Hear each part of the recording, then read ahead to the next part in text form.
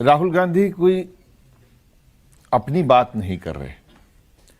अगर हाउस में भी 10 सवाल उन्होंने पूछे हैं तो उनका कोई भी ऐसा सवाल नहीं है कि आपने मेरे घर में या मेरे परिवार में या मेरे साथ आपने क्या किया। उन्होंने तो इस बात को स्वीकार किया है कि मैं जानता हूं कि आप मेरा मजाक उड़ाएंगे, आप मुझे तरह तरह के नामों से आप पुकारेंगे, पुकारिए, मेरा मजाक भी उड़ाइए, मुझे डराएंगे, मुझे धमकाएंगे, सब चीजें सहमत हैं। लेकिन कम से कम ये 10 सवाल जो जनता के आंगन में घूम रहे हैं, नौजवान पूछ रहा है, किसान पूछ रहा है, कर्मचारी पूछ रहा है, व्यापारी पूछ रहा है, उसका जवाब तो दीजिए। और आदरणीय प्रधानमंत्री महोदय ने, मोदी जी ने उन 10 सवालों में से किसी एक सवाल को नहीं छुआ। ये अपने आप में अगर आप ये कहें कि राहुल गांधी ने चैलेंज दिया है तो भाई ये कोई अखाड़ा तो है नहीं कि लंगोटी पहन के आ जाएंगे 2 पहलवान, उसके बाद में ताल ठोकते रहेंगे कि मैं तो कौन आएगा कौन आएगा कौन आएगा, और हाथ उठा के कह दिया जाएगा जीत गया। ऐसा तो कुछ है नहीं। ये तो जनता तय करेगी कि कौन जीतेगा कौन नहीं जीतेगा। जनता ने, अगर मोदी जी अगर ये सोचते हैं या आप लोग ये सोचते हैं कि आपने मोदी जी को बनाया है, आप सोचते हैं कि मोदी जी को प्रचार ने बनाया है, अगर मोदी जी को किसी ने प्रधानमंत्री बनाया है तो ये नौजवान बैठे हुए, ये किसी भी पार्टी से हो सकते, इनकी मानसिकता कहीं भी होगी। वो किसान है, वो व्यापारी है, वो पढ़ा लिखा समझदार व्यक्ति है, जिसको लगा कि बदलाव से कुछ मिल जाएगा, कुछ आगे आने वाले कल में कुछ आएगा। लेकिन आप इनमें से किसी भी समाज के किसी व्यक्ति से पूछिए, भूल जाइए कांग्रेस, भूल जाइए बीजेपी, भूल जाइए आरएसएस, ये चैलेंज की तरह से नहीं, ये तकलीफ की तरह से। आपने जितनी बातें कही उन बातों में ईमानदारी क्यों नजर नहीं आती है? बीजेपी में, बीजेपी की सरकार की कोई भी बात कही गई है उसमें कोई ईमानदारी नजर नहीं आती। उसका कारण बहुत साफ नजर आता है, क्योंकि आप जो असल मुद्दे हैं जिनको लेकर आप सरकार में आए थे, सरकार बनाई थी जी, वो धीरे धीरे जुमलों में अपने आप सामने आ रहे हैं। हम नहीं कह रहे। पहली बार जब ये कहा गया 15 लाख का उन्होंने कहा तो गडकरी साहब ने आकर कहा कि 15 लाख, अरे ये तो जुमला था। वो तो अमित शाह जी बोले जो तो जुमला था। उसके बाद में अभी 2 करोड़ नौजवानों को हर साल नौकरियां मिलेंगी, यानी आज 9 करोड़ मिल गए, 9 करोड़ बच्चों को रोजगार मिल गया होता, लेकिन नहीं मिला। कितने लोगों को मिला? सरकारी आंकड़े हैं, शायद वो पूरे बता भी देंगे आपको, 4.5 लाख मात्र लोगों को। इन 4.5 साल में 4.5 लोगों को रोजगार मिला। प्रधानमंत्री महोदय ने इस बात का जवाब देने के बजाय कहा कि हमारे जमाने में इतने वकील पैदा हुए, हमारे जमाने में इतने वकील बने, हमारे जमाने में इतना ये लोन गया, हमारे जमाने। भाई बात करो तो धीरे से बात करनी चाहिए। लगता बड़ा तालियां मारने में, मैं भी मार सकता हूं तालियां। जी। लेकिन जहां तक जो लोन का सवाल है, जो लोन मुद्रा, जो मुद्रा लोन के नाम से आया है, उसमें एवरेज साइज जो इस लोन का है वो 23,000 रुपया है। रोजगार मतलब ये नहीं होता है कि रोजगार कोई सरकारी नौकरी की बात कर रहे हैं। रोजगार और रोजगार के मौके, कोई भी हो सरकार होगी जी, कोई भी सरकार होगी, वो रोजगार और रोजगार के मौके मुहैया कराएगी।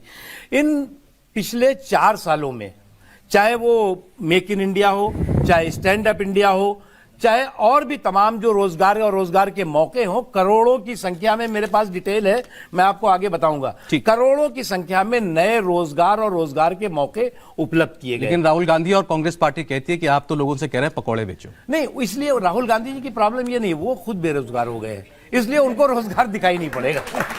हिंदुस्तान की सबसे पुरानी पार्टी के राष्ट्रीय अध्यक्ष हैं और उनके लिए नकवी साहब कह रहे हो बेरोजगार है। दरअसल इनको रोजगार मिल गया है, और जो भी नौजवान यहां पर बैठे हैं, बात जरूरी नहीं कि रोजगार कैसा हो। हम भी रोजगार करते थे, अपनी लाइनें नहीं बोलते थे, जो डायलॉग मिलते थे बोल देते थे, पैसे मिल जाते थे, और अच्छी अच्छी गाड़ियों में भी घूम लेते थे। तो मैं तो इनसे तो ये नहीं कहूंगा कि लेकिन इनको रोजगार मिल गया, बस इतना ही कहूंगा, ये बहुत है। जहां तक सवाल है राहुल गांधी जी का, थैंक यू, शुक्रिया, आपने कम से कम उनको एहसास तो कराया कि वो जो भी बात बोल रहे हैं आपने उन पर गौर करना शुरू किया है। आज इस बात को लेकर यहां पर कम से कम ये चर्चा हो रही है कि उनके चैलेंज में सामने आमने कौन आता है। लेकिन आपने बहुत तारीफ की है, मैं देश के प्रधानमंत्री, मैं उन पर कुछ टीका टिप्पणी नहीं करना चाहता, लेकिन मैं इतना जरूर कहना चाहूंगा, मैं आपकी ईमानदारी पर मुझे आज बहुत फख्र हो रहा है कि मैंने कभी कहता हूं मेरे दोस्त हैं, कभी कह नहीं, वैसे भी मेरे दोस्त हैं, कि आपने बहुत ईमानदारी से कहा जो प्रधानमंत्री भूल गए थे। स्टैंड अप इंडिया, वो दूसरा कौन सा था, स्टार्टअप इंडिया, वो कौन सा था, मेक इन इंडिया, वो कौन सा था, वो और एक था स्किल इंडिया। इनके नाम लेना प्रधानमंत्री जी ने बंद कर दिया है। देखिए, अगर ईमानदारी ये होती है, आप भूल जाएं तमाम चीजों को, तालियों से अपने आप को ज्यादा मुतासिर ना करें। आप इस बात को देखें कि अगर ये तमाम चीजें सफल हो गई होती हैं तो आज यहां पर सारे के सारे लोग बेरोजगार, इनमें से मेरे ख्याल से कितने होंगे मैं नहीं जानता, लेकिन बाहर जाके पता करें ना, सबको रोजगार मिल गया होता। सबको क्यों बेरोजगार बना रहे हैं? नहीं, बच्चे हैं अभी, कुछ तो पढ़ रहे हैं, लेकिन कुछ ऐसे लोग बैठे हुए हैं कि जिनकी उम्र में या इनके बड़े भाई जो है, इनको सबको रोजगार मिल गया होता। ये तमाम चीजों के बारे में जो कुछ भी हुआ है, जहां तक मेक इन इंडिया आपने याद दिलाया मुझे, मैं तो बोलता नहीं, आपको अगर कोई इवेंट करना होता है तो चटाई भी आप चाइना से मंगाते हैं। अभी लखनऊ के अंदर प्रधानमंत्री महोदय गए हैं, लखनऊ सजाना था, उसकी लाइटों की लड़ियां जो है वो चाइना से मंगाई गई और दूने तिगने दाम पे पीडब्ल्यू ने पेमेंट करी है। तो इन तमाम चीजों के बारे में आप जो है बयानबाजी और लिख के ला सकते हैं। लिख के तो मैं भी लाया, लेकिन आपकी बातें सुनकर मुझे पढ़ने का कोई मतलब ही नहीं नजर आ रहा है। मैं कह रहा हूं आपको क्या मैं पढ़ के सुनाऊंगा, क्योंकि आप तो जो कहने के लिए आए हैं वो आप साफ नजर आ रहा है। आपने राहुल गांधी जी को बेरोजगार बता रहे हैं, कम से कम उनका दर्द तो समझता है जिनको रोजगार नहीं मिला है। आप तो चाय बेचने वाले से आप स्वयं जो है चाय बेचने वाले से आप प्रधानमंत्री का रूप धारण कर लेते हैं, लेकिन आप चाहते हैं इस देश का बच्चा जो है वो ऑटो रिक्शा के लिए वहां पे लोन ले, आप चाहते हैं कि वहां पर जो है टाइपराइटर के लिए लोन ले, आप उसको बढ़ने देना नहीं चाहते हैं। यह है सबसे बड़ी दिक्कत। आप समझने की कोशिश नहीं कर रहे हैं। इस देश के अंदर नौकरियों को लेकर, रोजगार को लेकर एक स्टैंड स्टिल हो गया है। वो जो एक स्टार्टअप इंडिया था वो वहां पे जो है विराम इंडिया बन गया। जब ये बड़े बड़े पूंजीपति पैसा लेके भाग जाते हैं तो इनको कहा जाता है एनपीए, इज्जतदार अंग्रेजी का नाम है। और जब किसान बेचारा 15,000 का लोन लेता है और किस्त नहीं दे पाता, जब मकान लेकर, छोटा सा मकान, एक कमरे का, 2 कमरे का मकान लेने वाला जब मकान के लिए जो है कर्जा लेता है, तो वो अगर किस्त जून जुलाई के अंदर बच्चों की फीस जमा करनी है, अपनी किस्त नहीं जमा कर पाता, तो उसको डिफॉल्टर कहा जाता है। ये आरोप है राहुल गांधी का लगातार। इन्होंने 2.5 लाख का, कोई 5 लाख करोड़ का। जिस वक्त बोफोर्स को लेकर के बोफोर्स का इश्यू आया था और उस वक्त के डिफेंस मिनिस्टर ने इस पर सवाल उठाया था, वीपी सिंह साहब ने, उस पर भी देश ने विश्वास नहीं किया था। कहा था हो सकता है भाई पॉलिटिकल हो, कुछ हो सकता है कि आपस में अनबन हो गई हो, इसलिए ये हो। लेकिन जब डिफेंस के अकाउंट सिस्टम ने और सीएजी ने उस पर सवाल खड़े किए, तब जाकर के उसकी गंभीरता की बात आई और तब वो जो है जाकर के उसको एक घोटाले का शक्ल में वो सामने आया और उसकी जांच हुई और सब लोगों को मालूम है क्या हुआ। उसी तरह से क्या हुआ ये बताइए ना। उसके नहीं हुआ ये कि जो उसमें मुख्य आरोपी थे उनकी अनफॉर्चुनेटली डेथ हो गई, ये हुआ। तो अब उस पे मैं इसलिए मैं जिक्र नहीं कर। इंक्वायरी जो होती है उसकी फाइलें थोड़ी देर उनके साथ जलाई जाती हैं, अच्छा नहीं है, या कब्र में डाल दी जाती हैं, ऐसा तो नहीं होता भाई। Good to discuss these things.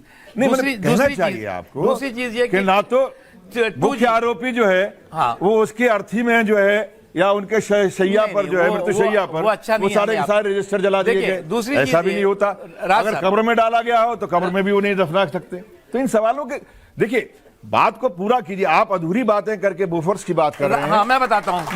Rajiv Gandhi ji, आपके नेता, सुनिए, राजीव गांधी जी पूछ सकता, आपके नेता राजीव गांधी, आपके जो पार्टी के अध्यक्ष हैं राहुल गांधी, उनके पिताजी इस बोफोर्स घोटाले के घोटालेबाज थे।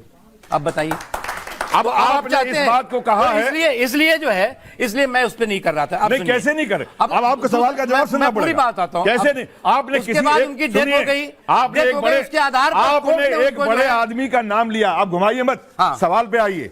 आप राजीव जी का नाम लेके, मैं आज कहता हूं, अगर कहने के लिए मैं कह दूं किसी को भी कि मैं बड़े जब कोई भी बुजुर्ग जो चला गया है उसके बारे में कि उससे घटिया कोई आदमी नहीं था या वो घोटालेबाज था, नहीं, तो एक मिनट मैं तो जिक्र ही नहीं करना कौन जवाब चाहता था। देने वाला है? मैं आपसे पूछता हूं कि क्या अदालत ने ये कहा? मैं आपसे पूछता हूं कि इस देश की किसी अदालत ने या दुनिया की किसी अदालत ने राजीव गांधी जी को यह साबित किया कि ये घोटालेबाज है? तो फिर आपको कहने का क्या अधिकार है कि सिर्फ इसलिए तालियां बजाने? ये गलत बात। आपने जो चीजें पार्लियामेंट में कही, यानी राहुल गांधी जी जो कही, वो भी बिल्कुल गलत कही, बिल्कुल मिसलीड करने वाली कही।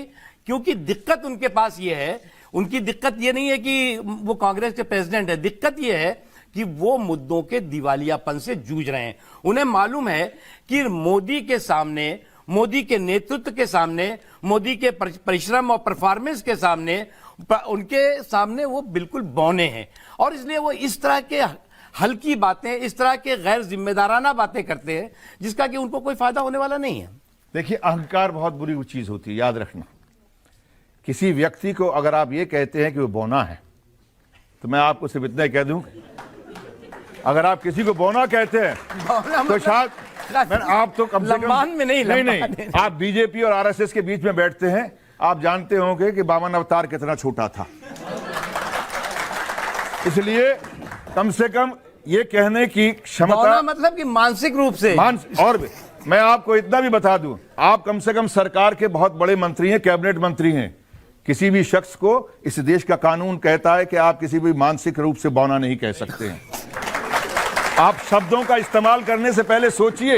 आप बहुत सीनियर पार्लियामेंटेरियन भी हैं, लेकिन मैं आपकी बात को इसलिए कहूंगा, इसको माफ कर दिया जाए, क्योंकि ये सिर्फ जुमलों से बारिश करके ये किसी तरह कोशिश कर रहे हैं कि कांग्रेस का, मैं आपसे बार बार कह रहा हूं, घोटाला नहीं है तो सब जवाब दीजिए। आप ये इधर उधर अभी दो देश दो देश दो देश दो देश दो देश, ये कौन से दो देश? ये दो देश जो हैं आपके सामने का, दो देशों के सामने गिरवी रख देंगे मेरे देश को।